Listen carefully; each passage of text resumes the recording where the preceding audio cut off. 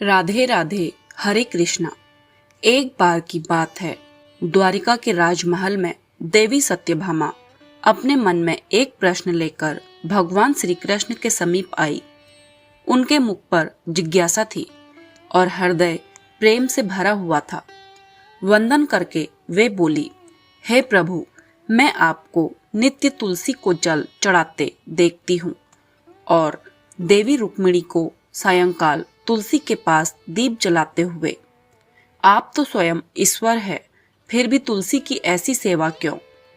श्री कृष्ण मधुर मुस्कान के साथ बोले, हे सत्यभामा, तुमने आज अत्यंत गुण प्रश्न पूछा है। तुम सुनो। तुलसी कोई साधारण वनस्पति नहीं, तुलसी स्वयं श्री महालक्ष्मी का अंश है और जो वस्तु प्रेम से अर्पित होती है वही मुझे प्रिय है।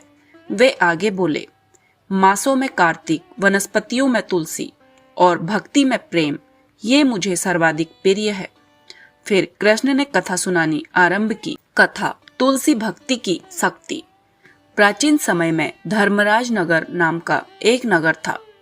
वहाँ धानपति नाम का एक अत्यंत धनवान व्यापारी रहता था। सोना चांदी, अनाज, घोड़ों, नौकर चाकर, किसी चीज की कमी न थी।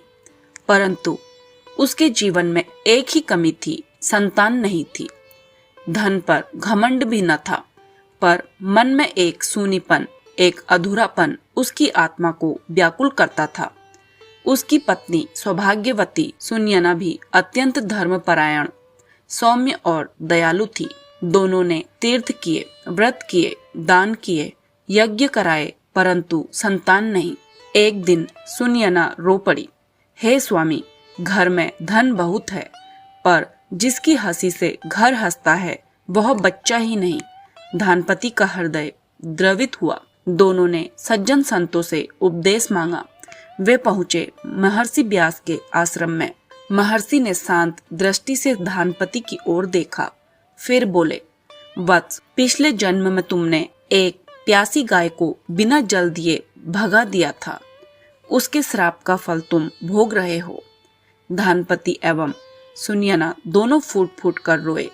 वे बोले, हे गुरुदेव, इस पाप से मुक्ति कैसे मिले? व्यास जी बोले, गाय की सेवा करो, नित्य तुलसी को जल चढ़ाओ, सायं तुलसी के निकट दीप जलाओ और गौमाता को स्नेह दो। दोनों ने प्रणाम किया और लौटकर अपने घर आए। तुलसी साधना प्रारंभ। अगले ही दिन सुनयना ने घर के आंगन में तुलसी चौरा बनवाया। कोमल माटी से लीपा, लाल गेरुए से रंगा, हल्दी कुमकुम से सुसज्जित किया। हर सुबह वो स्नान करके तुलसी को जल चढ़ाती, जय तुलसी माता।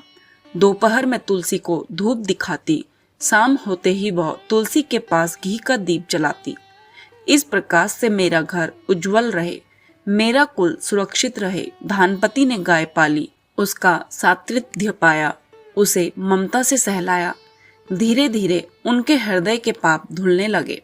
घर में एक पवित्र वातावरण बस गया और एक शुभ दिन सुनयना गर्भवती हुई। पूरा नगर खुशियों से भर गया। घर में एक अत्यंत तेजस्वी पुत्र ने जन्म लिया। नाम रखा गया दयानंद। संकट का समय। बालक बड़ा बुद्धिमान, कोमल हृदय, साहसी, किंतु उसके जन्म के दिन ही ज्योतिषियों ने कहा था, इस बालक की आयु 16 वर्ष है। माता पिता के हृदय में भय ने घर कर लिया। उन्होंने अपने बेटे से यह बात छुपाई। बालक 15 वर्ष का हुआ। उसी समय उसका विवाह एक सात्विक सुंदर पतिव्रता कन्या वसुंधरा से हो गया। वसुंधरा में अपार करुणा थी। वह नित्य तुलसी को जल चढ़ाती और दीप जलाती, और जब 16 वर्ष पूरे होने वाले थे, यमदूत उसके प्राण लेने आए। तुलसी रक्षा का कवच। जैसे ही यमदूत घर में प्रवेश करने लगे, तुलसी के पौधे ने चेतावनी दी, यह घर मेरी शरण में है, यह स्त्री देवी की स्वरूपा है, तुम इस घर में नहीं जा सकते। यमदूत भयभीत होकर लौट गए। अगले दिन वे पुनः आए। इस बार वसुंधरा ने दीप जलाया। दीप ने कहा, यह घर प्रकाश की रक्षा में है, अधर्म यहाँ प्रवेश नहीं कर सकता। वे फिर लौट गए।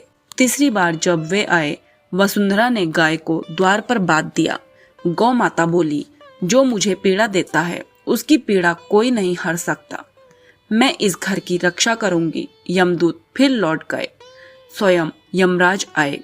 अब यमराज स्वयं आए। वसुंधरा ने उनके चरण छुए, प्रणाम किया, प्रार्थना की, भक्ति और प्रेम से बोली, हे धर्मराज, मैं आपके न्याय को जानती हूँ, परंतु आपने ही कहा है जहाँ तुलसी, दीप, गाय और पवित्र जल की रक्षा है, वहाँ मृत्यु भी परास्त हो जाती है।